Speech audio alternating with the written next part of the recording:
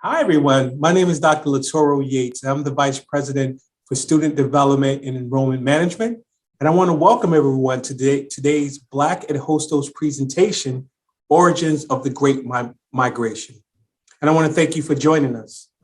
Also want to inform everyone that the event is being recorded and that closed caption is available on the screen.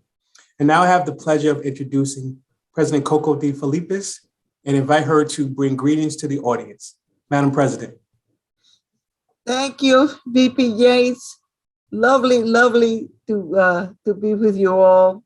And thank you everyone for joining this effort.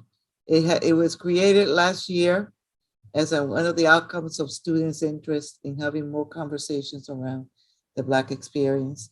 And we do have it every month, at least 3 times in the spring semester, not just once, not just in February. And we're open to having suggestions as to what other themes and opportunities will happen. We're very grateful to the very talented staff and faculty that we have here. Professora Flores, lovely to have you with us. I have more to say in a little bit.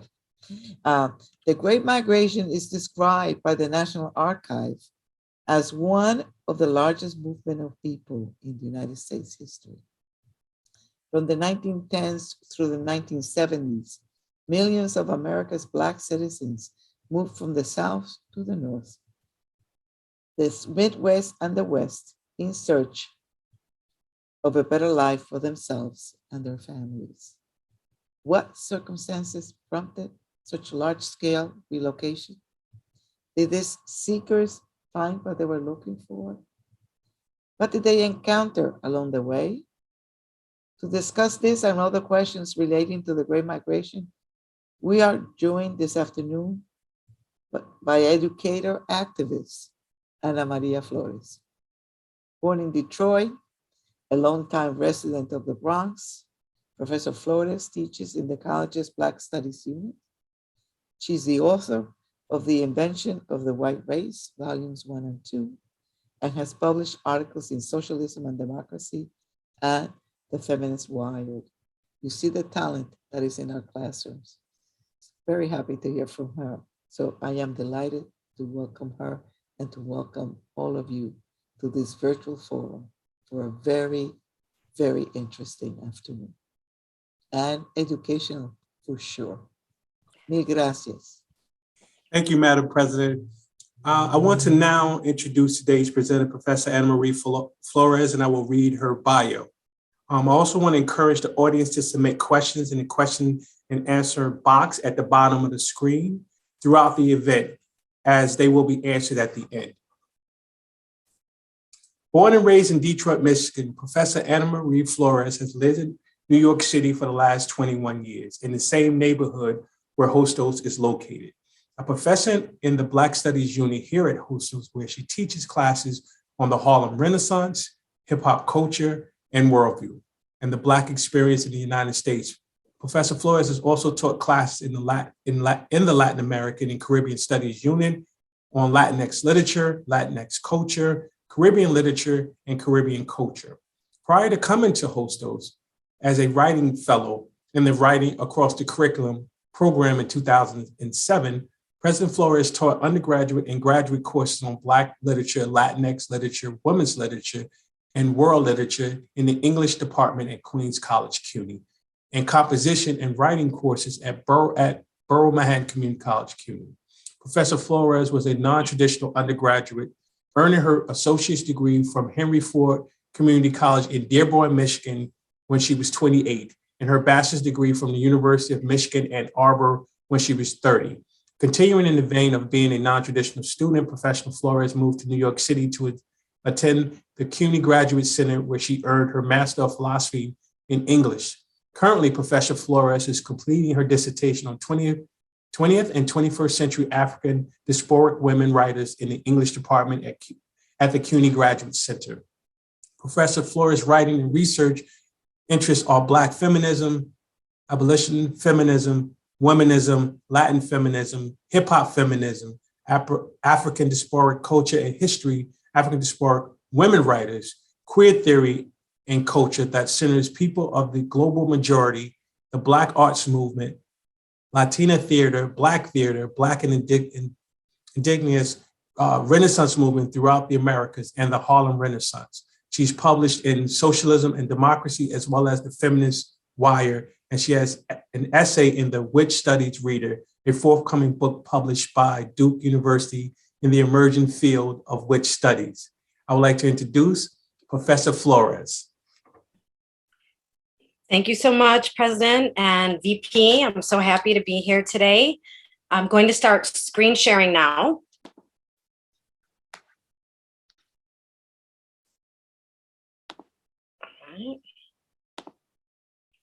So before I begin my talk on the Great Migration, I want to take a moment to do a land acknowledgement. I have to squeeze this down. There we go, so I can see. Okay, the Black Studies Unit recognizes that people of the global majority, PGM, queer and straight, trans, gender fluid and cis, disabled and able-bodied, undocumented and documented, neurodivergent and neurotypical, build and nourish chosen families and families of origin on Lenape Hoking, the land that Indigenous and Black ancestors have direct ties to. We commit to rematriation, vatriation, reparations, and land-back movements and actions. In the resources list at the end of this presentation, there are Indigenous and Black organizations here in New York City that you can directly support. The Black Studies Unit encourages you to connect with these groups led by and for Indigenous sovereignty seekers and Black freedom lovers.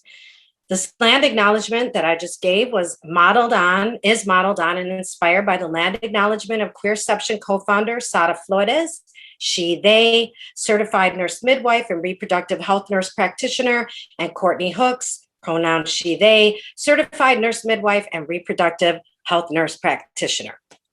Oh. And then my next slide is taken from the Lenape Center, which is one of the Indigenous organizations that's included on the resource list at the end of this talk. And I just wanted to give people a sense of the land that we are actually on. Lenape Hoking is the Lenape land name for Lenape Land, and specifically this is the land of the Muncie Lenape, which spans from western Connecticut to eastern Pennsylvania and the Hudson Valley to Delaware, with Manhattan at its center. Due to centuries of colonialism perpetrated by genocide, forced displacement, and systemic oppression, today the Lenape diaspora is dispersed throughout the US and Canada. The Lenape diaspora includes 5 federally recognized nations in Oklahoma, Wisconsin, and Ontario. So I hope that you do take the time to recognize this land that we are on, this occupied and stolen land, and draw strength and energy knowing that there's been years and years of resistance and reclamation of this land. So my talk is called The Origins of the Great Migration. It's presented by me. My pronouns are she, her, hers, and I teach in the Black Studies Unit in the Humanities Department, as was already said in the introduction. So the first question we have to ask is, what was the Great Migration? During the Great Migration, which is also known as the Black Migration or the Great Northward Migration, approximately 6 million Black United Statesians moved from the rural South to cities in the North, Northeast, Midwest, and West from around 1910 through the 1970s. And I want to pause for a minute and explain my use of this term United Statesians. This is a term that myself and other progressive revisionist historians use to specify that we're talking about the United States. Oftentimes, America is the term used to talk about the United States, when in fact, America is an entire hemisphere.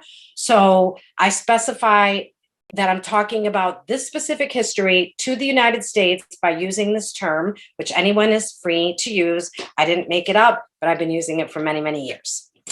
These are some really fascinating statistics, I think, and just give us an understanding of the scope of what happened during the Great Migration. When it began, 90% of Black United Statesians lived in the South. By the time it was over, 47% of Black people were resettled in cities such as Boston, Chicago, Detroit, Los Angeles, New York, Oakland, Pittsburgh, Portland, Seattle, and Washington, D.C. So take a minute to take that in and think about what that means. 90% of all Black people in the United States were living in the rural South. And within a 6-decade span of time, they completely changed of the United States with this mass exodus to cities, where now you have almost 50% of Black people living in these urban centers in the North, the Northeast, the West, the Midwest, and 50% still living in the South. So that was my last point, that Black Southern migrants permanently reshaped the social, political, and economic systems of every city listed above, and by extension, all of the United States. So here's a map that just gives us a snapshot. It doesn't include all the cities. I wish it had Oakland, which is located, right here next to San Francisco.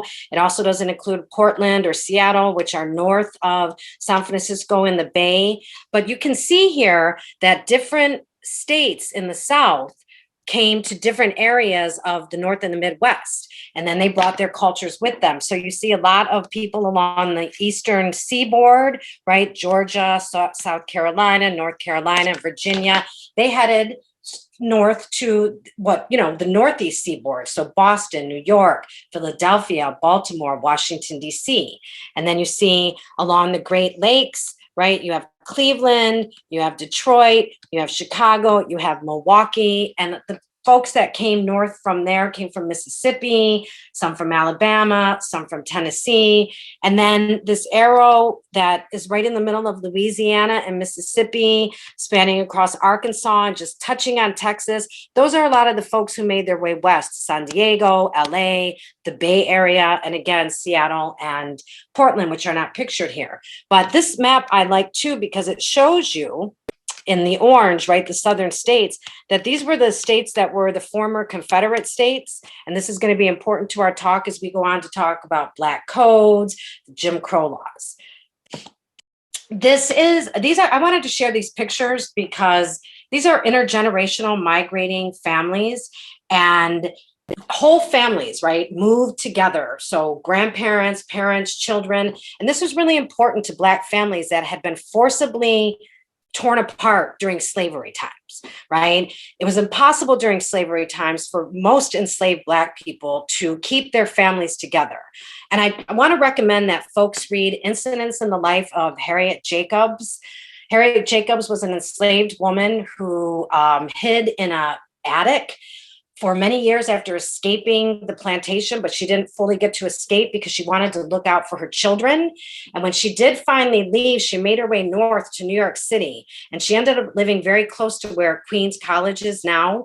And in Incidents in the Life of a Slave Girl, she writes about New Year's Day being the worst possible day for enslaved parents, because that was the day that families were torn apart and they had these huge sales of human beings, right? And so this picture really captures like the importance for Black families to stay together, to just pick up, en masse and leave everything that they've known to find something better economically, racially, educationally. So these are some really beautiful images, I think. That's why I wanted to share them too. And again, Incidents in the Life of a Slave Girl, absolutely phenomenal text. So I'm going to be using throughout this presentation images from Jacob Lawrence. So I wanted to just touch base on who Jacob Lawrence is so that we can all have a deeper appreciation of the images that you're going to see in the following slides. Jacob Lawrence, who lived from 1917 to 2000, was a social realist painter, and he was one of the first Black artists to be nationally recognized in the United States. His best known series is The Migration of the Negro. And again, I'm going to pause to talk about language here. Later on, Lawrence changed the name of his series to the Migration Series. The term Negro was the popular term in the early 20th century, and it was a term that Black people called themselves. But language is always evolving. It's always changing. That's why one of the organizing principles in Black studies here at Hostos is language liberation. We're consistently and constantly liberating ourselves from language from the past that no longer serves us. So as I tell my students all the time in the Harlem Renaissance classes that I teach, we don't use this term in our writing. If we absolutely have to, we would put it in quotations, right? So we use modern language of the 21st century. But I did want to give, credence for, at least in this slide, to the name that was originally given to the migration series, right? So Lawrence executed this series in 1940 and 1941, and it's made up of numbered panels. There's 64 in total, I believe, that document the first wave of the Great Migration from approximately 1910 to 1940. And they did in 2015 at the Met have a showing of all of the panels. They've been split apart. They're in museums all over the United States. But this was a time when a phenomenal show, right, when they were all together. So the migration series was exhibited at the prestigious Downtown Gallery in New York City in November of 1941, making Jacob Lawrence the first Black artist to be represented by a mainstream gallery in the US when he was just 24 years old. And mainstream means white gallery, right? So he made it downtown, New York City, to a white gallery, which was a huge deal in 1940s, especially for a 24-year-old. This is one of his images, and we'll talk about it in just a minute. So the first wave of the Great Migration happened from approximately 1910 to 1940, okay? And it was mostly to cities, primarily in the North, the Northeast, and the Midwest, like we saw on that map. Socioeconomic and socio-political factors that can be traced back to the end of the Civil War, along with the United States entry into World War I, were the driving forces behind the first wave of the Great Migration. If you take a minute to look at this image, what sticks out really to me are the birds, right? The birds that represent literal flight to freedom, right? And then you can see people carrying all their belongings. And again, a group that we can take to be representative of a family that's traveling together, flying to what they hoped was their freedom. But as our president talked about, we have to ask the questions, did they find this freedom? What was it that they were looking for? Okay. So some of the driving forces behind the first wave of the Great Migration were listed, they're listed here. So first of all, a series of laws that severely restricted the freedom of Black people in the immediate aftermath of the Civil War, which was from 1861 to 1865, known as the Black Codes, were passed by the white supremacist, defeated former Confederate states. The Black Codes criminalized every form of Black social power, political power, and economic power, blocking any chance for social, political, and economic mobility. The Black Codes required all Black people to sign annual labor contracts with white landowners, with very few exceptions, perhaps if you were a domestic worker, and then again, you would be working for white folks. If the terms of the contracts weren't fulfilled, Black people could be deemed vagrants. Vagrants are people without regular work who wander from place to place, and fined and or imprisoned, right? And so you see in this image by Jacob Lawrence, you can see the cities where people are lined up to get to: Chicago, New York, St. Louis. And his images just really capture the mass exodus. We just have to keep thinking about what that means, that in 6 decades, almost 6 million people packed up and left their homes. What was happening in their homes that would make them want to leave? Okay, so this is another panel on the driving forces, or another slide with a panel of Jacob Lawrence on the driving forces behind the first wave of the Great Migration. During the Reconstruction Era, which happened from 1865 to 1877 after the Civil War, the federal government attempted to do 3 things. They tried to restore or reunify the Union, the United States, right? Remember during the Civil War, the Northern troops were called the Union, the Southern troops were the Confederates. And so when we talk about Union, they mean the Union, right? The United States of America, unified. They attempted to transform Southern society during the Reconstruction Era. There were some attempts to transform it from a agricultural society to something maybe more urban, right? This is what you found in the North. The factories were in the North. And in fact, at the start of the Civil War, there was not a single factory south of the Mason-Dixon line, right? All of the factories were in the North. So this attempt to transform Southern society in terms of economics, but also in terms of the social structures and the political structures. There was an attempt to integrate, right, Black people into white Southern life. And here it's important to note that Black people were not living some fantastic life here in the North free of racism and white supremacy. That was not the case at all. And it's very easy to sometimes think that way. Oh, they were terrible in the South. And the North was so welcoming of Black people, but that is not true. And we'll talk a little bit more about that, further in the presentation. Okay, and lastly, the third thing that the government tried to do during the Reconstruction era was to enact progressive legislation to ensure the civil rights of newly freed Black people. In response to Reconstruction, former Confederates, and I say Confederates, not Confederate states, because these were individuals, though, who were acting on behalf of the states, in the South formed the Ku Klux Klan, which is a white supremacist hate group whose sole purpose was and continues to be terrorizing Black people. The goals of the Ku Klux Klan were to terrorize Black men into not voting, to force Black families into the sharecropping system, and in general, to make life a living hell for Black Southerners. Common terror tactics used by the Ku Klux Klan were lynchings, beatings, race riots, burning crosses in front of the homes of Black people who dared to exercise their newly won civil rights, tarring and feathering, sexual abuse of Black women, and burning down the homes of Black people. And in this image by Jacob Lawrence, what we see is a rope symbolizing lynch law, which is what was going on in the South during this time, right? Any Black person who was considered quote unquote uppity. Uppity is a white supremacist term used to describe Black people who don't stay in their place, right? So staying in your place meant literally stepping off of the sidewalk if a white person passed you. It meant never looking a white person in the eyes. It meant entering and exiting the homes of white people where Black people were working as domestics through the back door. It meant not being allowed to vote, as it says here, right? And if you were lucky enough and to own property, right? How dare you own property? You must think that you're better than white people, and therefore your house can be burned down, crosses can be burned in front of your home. So this image of just one person sitting, right, and this rope swinging from a tree is extremely powerful and, really disturbing, actually. Oh, my speaker just gave out. If you give me 1 second, there we go. Okay, so more driving forces behind the first wave of the Great Migration. In the wake of the Civil War, newly emancipated Black people were eager to own land that they could farm on in order to support themselves.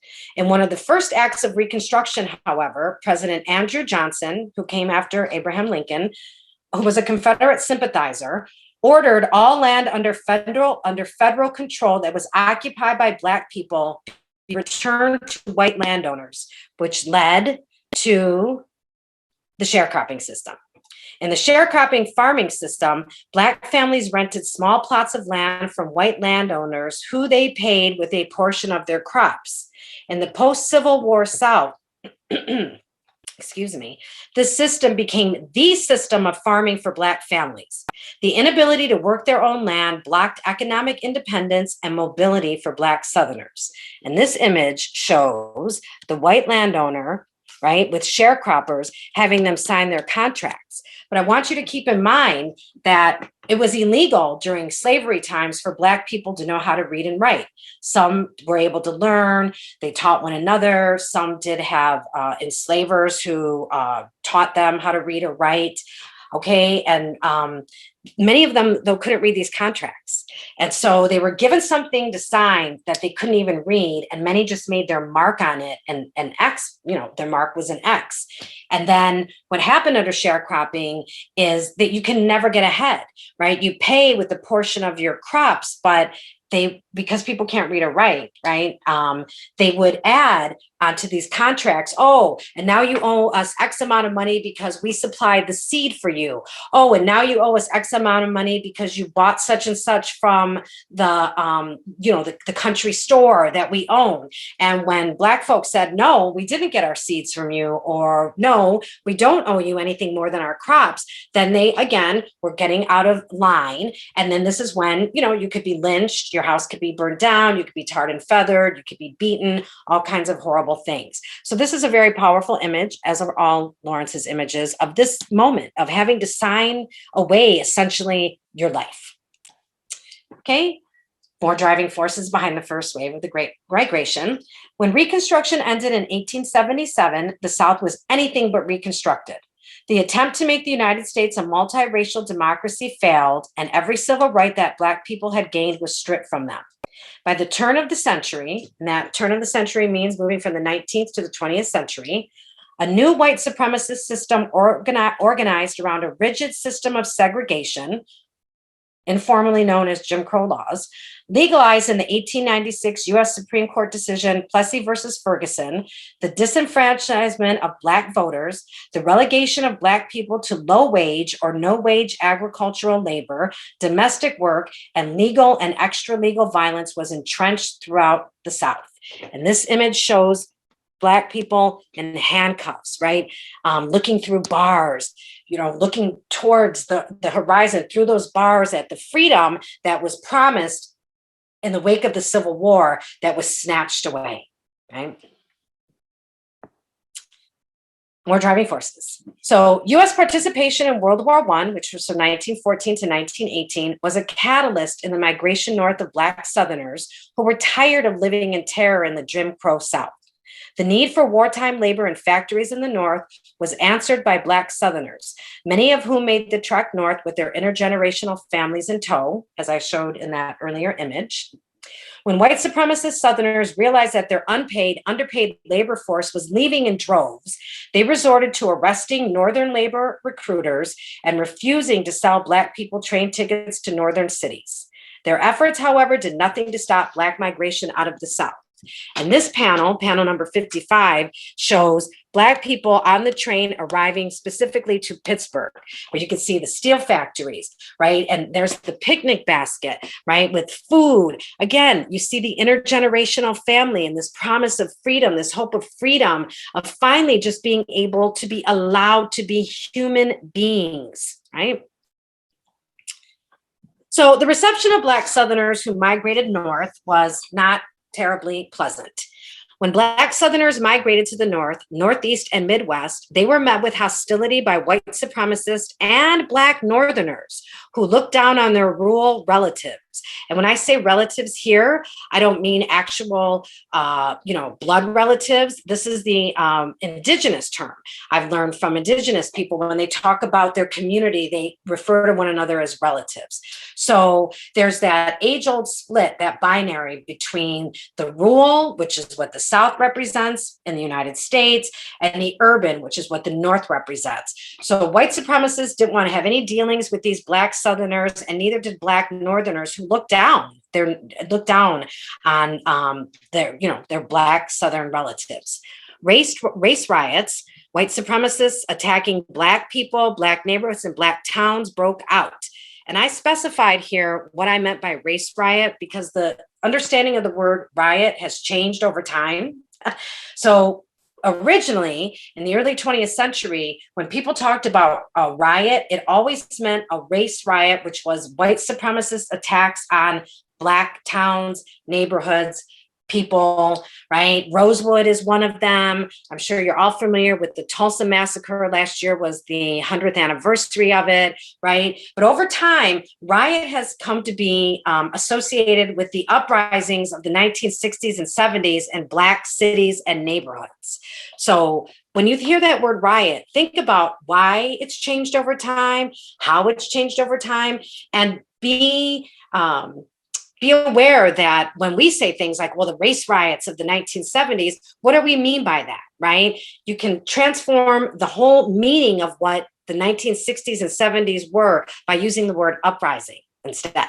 Okay, so these race riots culminated in the Red Summer of 1919, which was the Red Summer is a name coined by James Weldon Johnson, who you may be familiar with. He wrote the Lift Every Voice and Sing, the hymn that is the Black national anthem.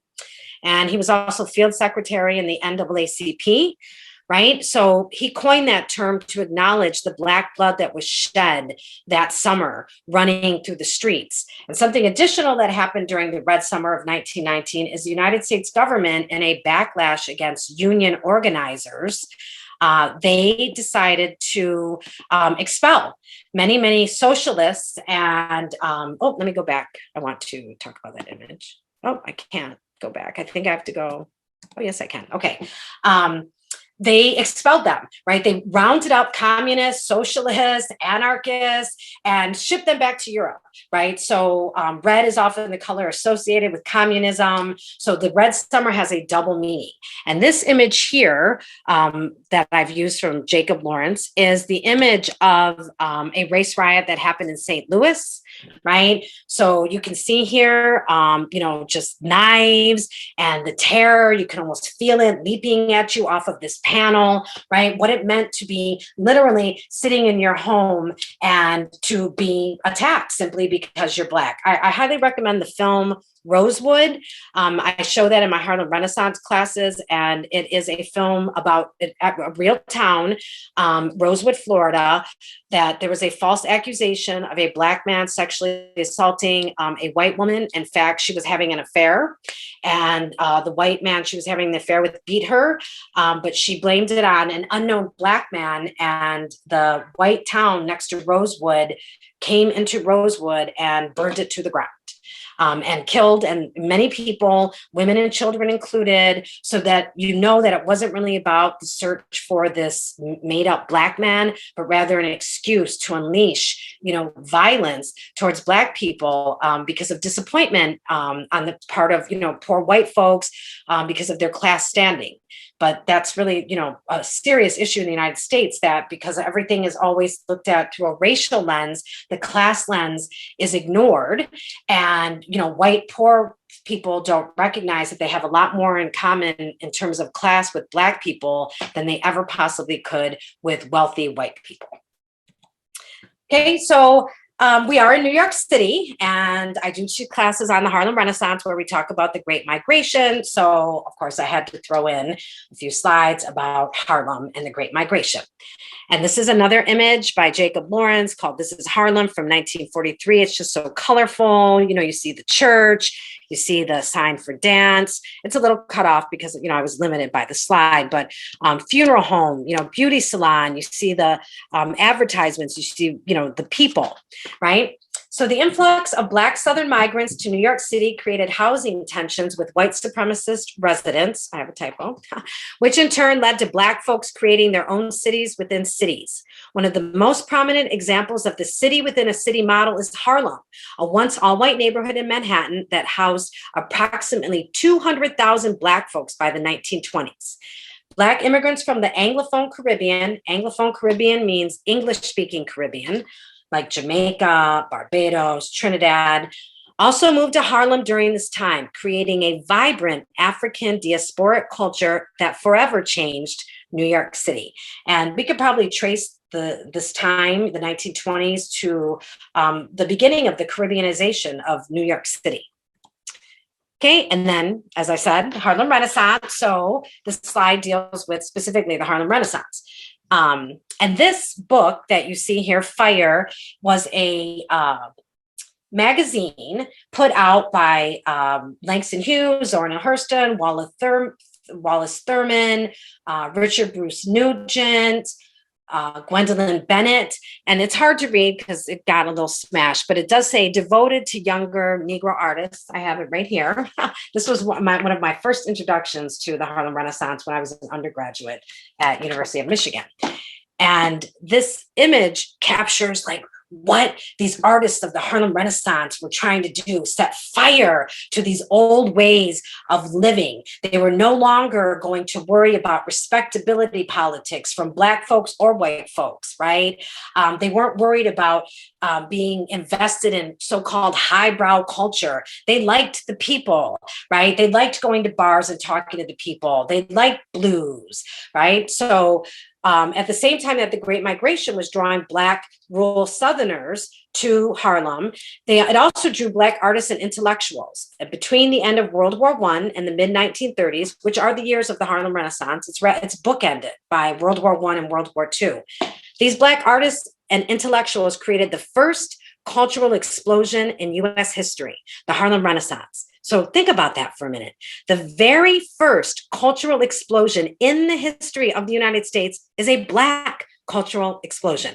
Okay, the Harlem Renaissance encompassed all of the arts: poetry, prose, sculpture, painting, the blues, jazz, swing music, and dance. Some notable figures of the Harlem Renaissance were Zora Neale Hurston, Langston Hughes, Elaine Locke, Nella Larson, Jessie Fawcett, Dr. W.E.B. Du Bois. Yes, I know his name is in French. Dr. Du Bois specified that he was from the United States. His name was to be pronounced Du Bois, not Dubois. So keep that in mind when you're saying his name. And he was the first Black man to graduate from Harvard with a PhD, which is why I always refer to him as Dr. Du Bois. Elaine Locke also was a PhD. Marcus Garvey, Gwendolyn Bennett, Wallace Thurman, Richard Bruce Nugent, Augusta Savage, Aaron Douglas, Countee Cullen, Bessie Smith, Josephine Baker, Cab Calloway, and Louis Armstrong, among others. And here I want to pause and talk about this note I have where I say it's important to note that the Harlem Renaissance was as gay as it was Black. That is a quote from Dr. Henry Louis Gates, also known as Skip Gates. And that is a fact that has been too long overlooked by scholars of the Harlem Renaissance, but in the 21st century, we are changing that, right? The Harlem Renaissance was a time of freedom that was unprecedented for queer folks. And Langston Hughes was queer, Nella Larson was queer, Richard Bruce Nugent was queer. Okay, these are just some of the artists of the Harlem Renaissance. That's why who were gay, who were queer, right? The 21st century term. That's why Dr. Gates says it's important to note that the Harlem Renaissance was as gay as it was Black. Being queer and being Black are not mutually exclusive. So it creates, when you're queer and Black, it creates a double kind of oppression under a homophobic, transphobic government system, social system, right? Racial oppression under a white supremacist government, social and political system. But the queer artists of the Harlem Renaissance found ways to celebrate their queerness. And we haven't seen really anything like that again until the 1970s, right? With the coming of World War II, a lot of the celebrations, the drag balls, the queer balls of Harlem were shut down because everyone's mind was turning to the war effort. But it did happen, right? And we no longer are going to push that under the rug. That's a very important part of the Harlem Renaissance, the queer Harlem Renaissance. In fact, the Harlem Renaissance itself was queer. So we want to focus on that and acknowledge that. Okay, so in the 1930s, right? Well, at the end of the 1920s into the 1930s, there was the Great Depression. So this slide deals with the Great Depression and the Great Migration. The Great Depression, which lasted from 1929 to 1939, there is some debate around those years, but I just decided to give it the 10-year span, was a worldwide economic depression that worsened the already dismal and precarious economic situation of Black people who were, and still are, the last hired and the first fired. Hundreds of thousands of Black sharecroppers who fell deeper into debt to white supremacist landowners headed north, where they soon learned that the economic situation wasn't much better. Harlem Renaissance held rent parties to raise money to pay their rent and organized the community to stop evictions by blocking doors when landlords showed up to throw people out. And they would also, when the landlords came and they would evict people and take out all their furniture and put it on the curb, the community would go and get all the furniture and gather it and take it right back into the apartment. And they would do this time and again.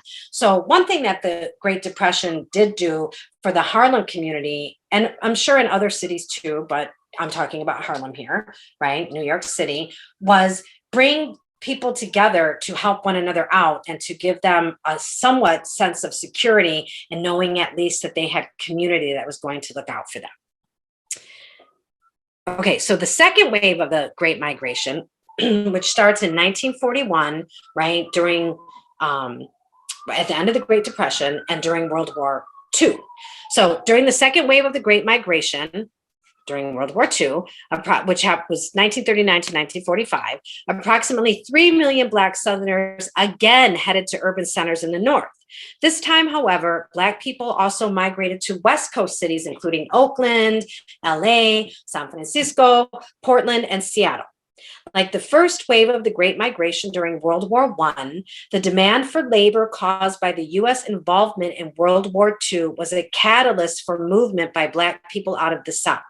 With this influx of Black people into urban centers in the North, the racial demographics of the United States were changed permanently. White supremacist Northerners didn't want Black Southerners as co-workers and neighbors, or Black Northerners for that matter. So they resisted renting or selling houses to them, claiming that living next to or near Black people would lower their property values. This led to redlining, which created the segregated neighborhoods and cities that still exist today.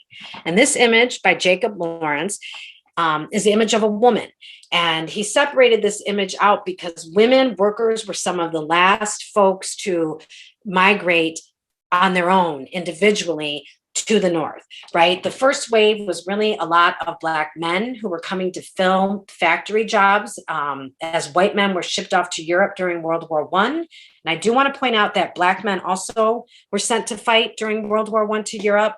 They were usually not put on the front lines. They did a lot of the trench digging, and the Germans tried to recruit Black soldiers during World War I. They would drop leaflets behind Allied lines that said things like, Black soldiers, why do you fight for this government that segregates you? Come fight for us. We won't have you being segregated. And what Black soldiers found out during World War I, they experienced a completely new way of being. There was no Jim Crow in Europe. And I do want to say, I'm not saying that there's not white supremacy in Europe. There absolutely is. And it has its own history that I'm not going to talk about today. But Black soldiers during World War I could go into any restaurant they wanted and eat with, Europeans.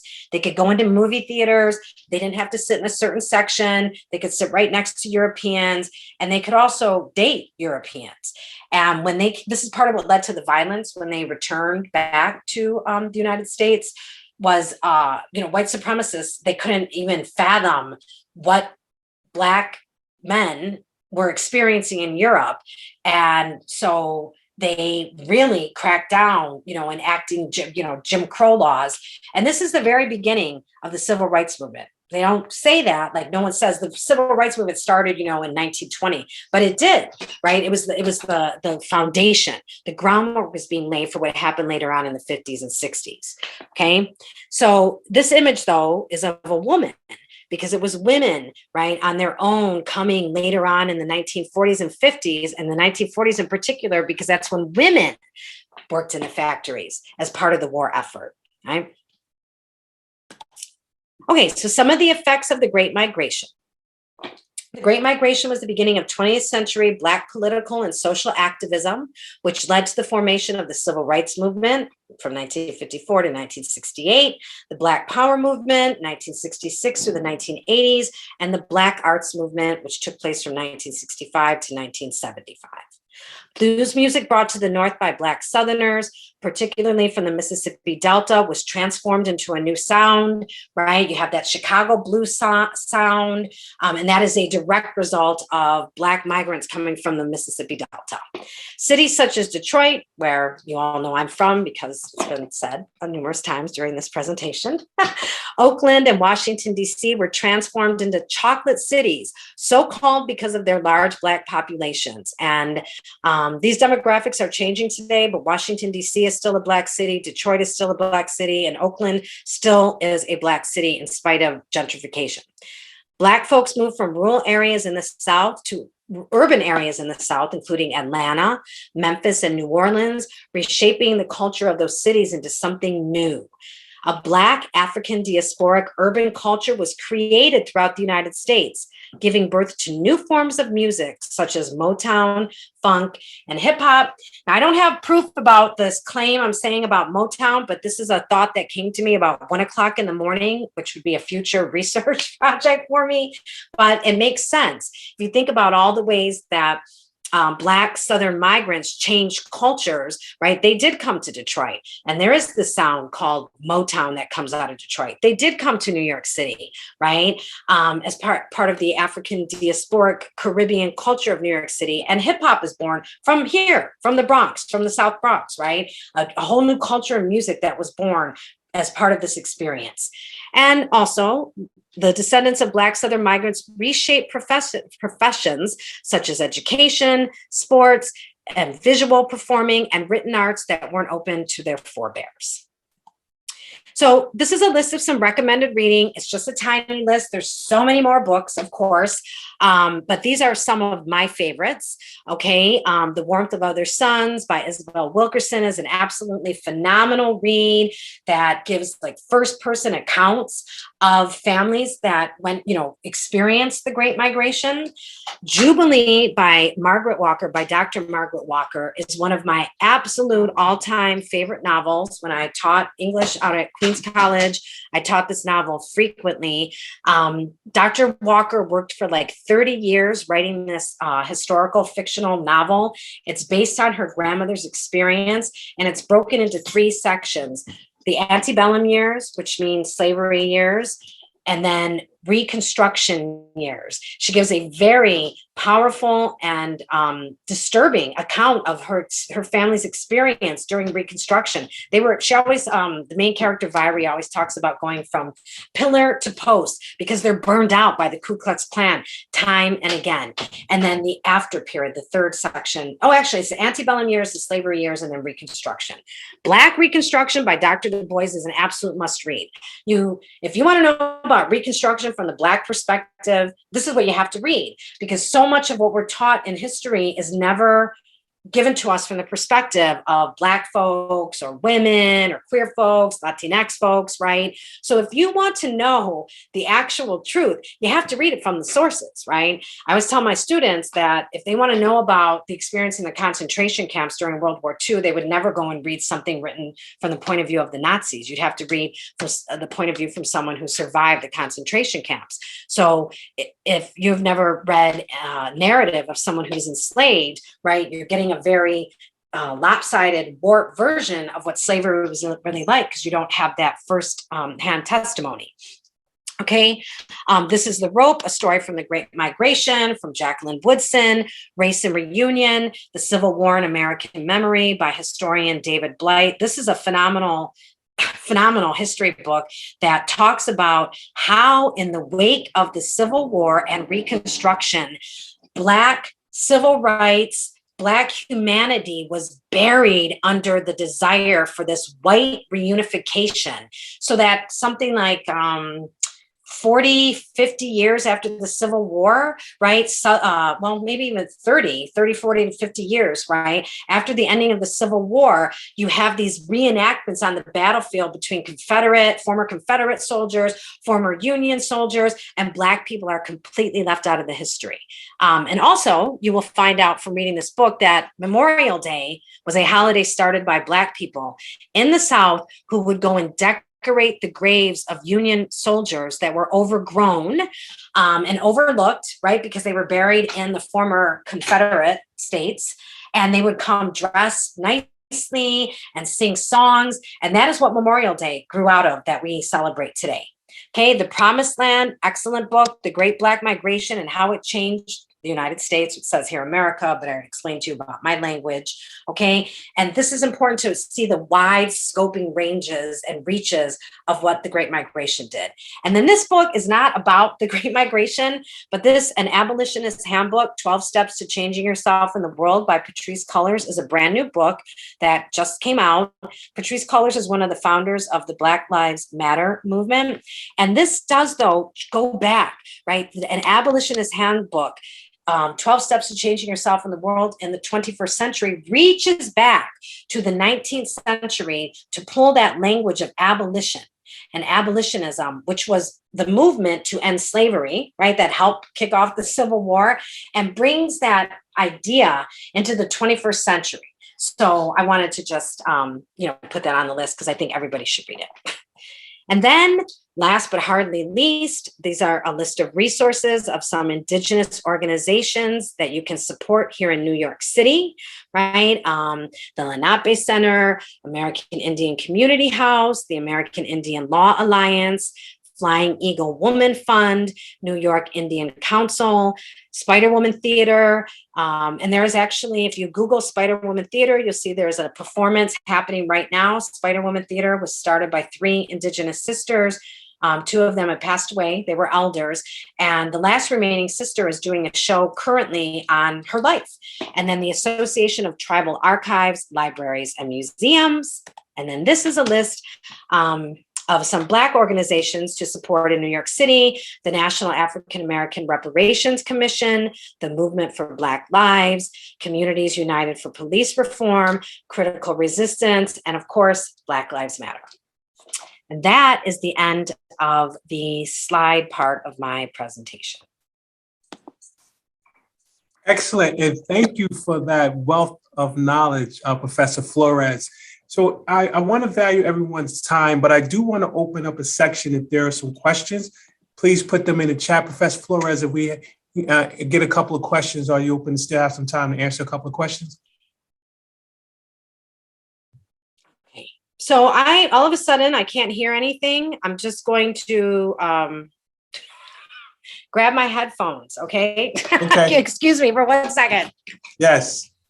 And while she's going to grab her headphones, please, I want to give her a hand, and then the hand function on Zoom, please, when she comes back, let's all just give her a big thank you and a round of applause. So I want to just make sure that she sees that.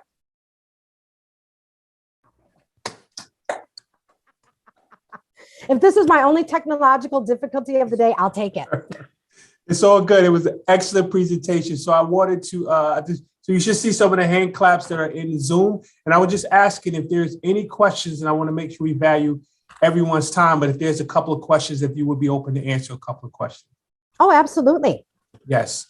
I have my notebook in case I have to write them down. I see a lot of soul claps.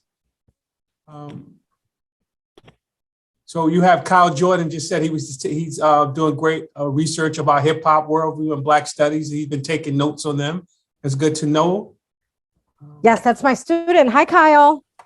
Thanks for coming. And I think I have a question for Professor Azuna. Professor Azuna, do you want to unmute and ask the question, or I could read it? Oh, let me stop sharing my screen too, right? And then I can see everybody, right? Okay, sure. I can ask the question. Thank you. Thank you so much for providing me with that opportunity, and wonderful presentation, Professor Flores. As I'm listening to you, I was thinking, if from your research, you found that Black migrants were hesitant to return to the South due to the fear of white nationalist violence and the need to code switch their behavior. And this is to say that Jim Crow was not a phenomenon exclusive to the South, as you brilliantly noted in your presentation, and white terrorism existed in the North. But did you find any evidence of Black migrants specifically not wanting to return to the South? That's a great question, Professor Osuna. So not even really to vacation. I mean, many people, once they migrated, they made it clear that they wanted nothing whatsoever to do with the South again. They just, the terrible experiences they had. But interestingly, we are seeing now in the late 20th and 21st century, a reverse migration. And Black people are moving back to the South, where it's not as expensive, it's not as crowded. And what they're facing, though, is some like modern versions of the Black codes, right? With these attacks on voting rights that we're experiencing. And so it's not over, right? It's absolutely like not over. But I didn't see, I didn't really look, and I'm going to make a note of that because I'd be interested in it. And what I was looking at, I didn't come across anything where like specifically talking about movement back and forth between the North and South. Thank you so much. Yes. I see a hand raised. Sadia, if you want to unmute and ask your question, please. Good afternoon. Thank you so much for this presentation, Professor Flores. I wanted to ask you about the Black migration and the members who stayed behind, right? Although there were a number of populations that were moving out of the South, there were a great number that stayed behind. Can you talk a little bit about that? Well, like about what they did, or Like why did they stay? Like what was the reason that they stayed behind and not join the migration movement? oh, well, I mean, I can only conjecture why that is. There were some families that did actually own land. And I'm sure they wanted to stay to keep that land in their family. And just like any human beings, right? Some people were probably unwilling to relocate. They were afraid. They were not, couldn't picture or imagine that there was any other way of living than the way they were living. So it was impossible to even see that vision. There were probably some people who wanted to stay in the South so that they could do necessary work in the South, right? Which towards civil rights for Black people, which literally does become the civil rights movement. It didn't. Yes, it's true that the migration helped to shape the civil rights movement, but the civil rights movement didn't start, in the North, right? These great movements were in the South, right? They were in Mississippi, right, the Alabama. So that's what I would guess is why people stayed, and not everyone has that. No, I don't want to say that word brave because that's not fair. That's not nice. People are brave in all their own different ways. And it takes a certain kind of bravery to stay, right? But it was just a different kind of bravery to stay. And maybe honestly, maybe some people are like, I am not going where it snows. I'm not trying to live in that freezing cold and that filthy pollution, right? I mean, we live in the city, we know about that. So that's kind of what I would guess.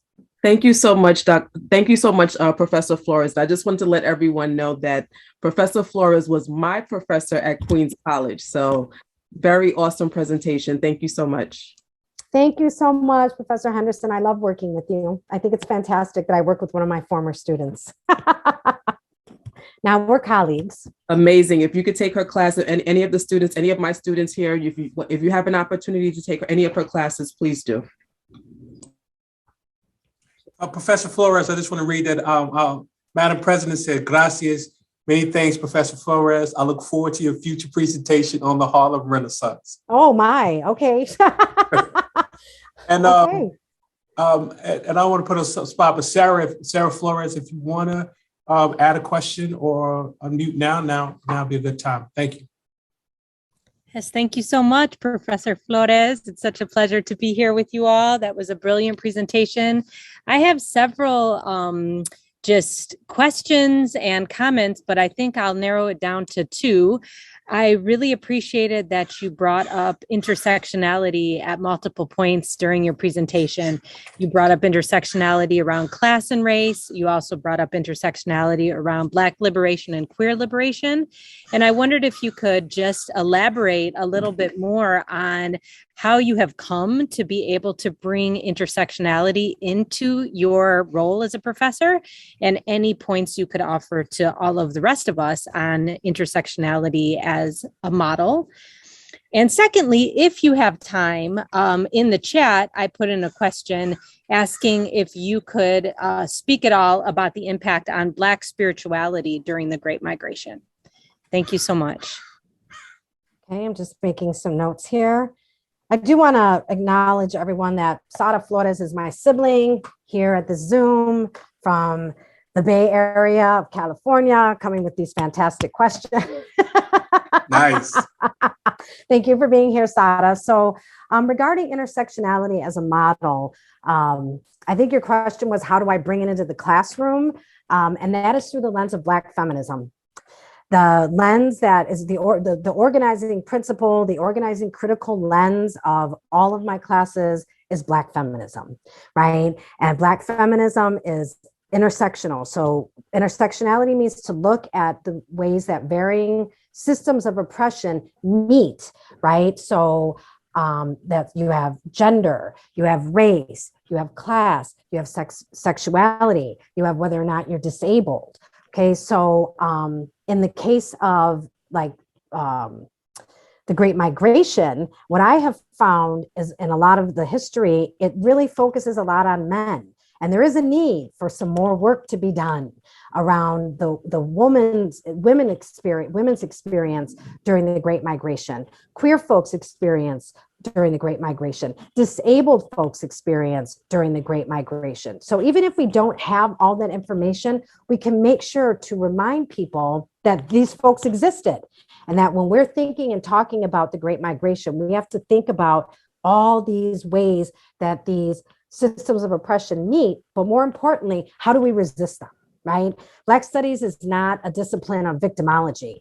It's a discipline of resistance and celebrating that resistance and celebrating all the ways that we overcome the obstacles that are put in our way deliberately through a white supremacist system of power to keep us in a certain place, right? So intersectionality allows us to think about ourselves in multiple ways, right?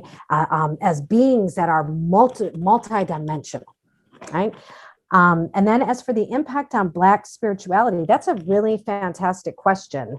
So I think that Black folks that migrated, right, from the South to the North brought with them many of their spiritual practices.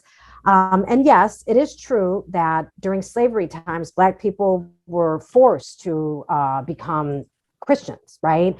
But even within that Christianity, there are these remnants always of African spirituality. So what Black folks did, I think, when they came from the South to the North to the West, is they brought with them a lot of the African spirituality, a lot of the ancestor veneration that goes with African spirituality. And people may not even know that that's what they're doing. Right. For example, and Dr. Ozuna talks about this in her classes. I talk about it in mine. All of us Black studies professors really do. The act of pouring libation. Right.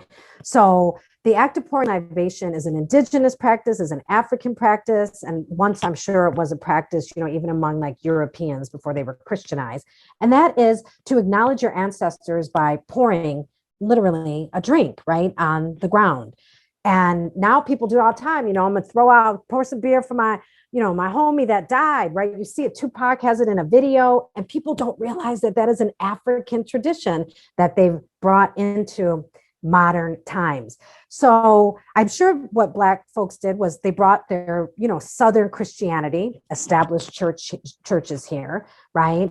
And then brought that the music and the song and the style, right, of preaching, and then it merged with what existed in the North, and then it becomes something unique.